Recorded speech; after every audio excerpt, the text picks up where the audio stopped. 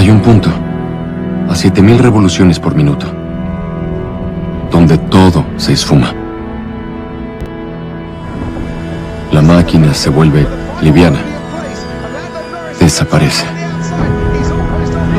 Y lo único que queda es un cuerpo moviéndose por el espacio y el tiempo.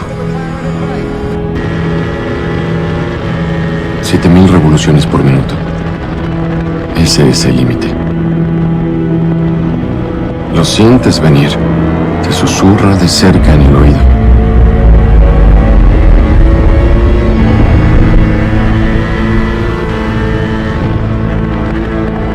Te hace una pregunta.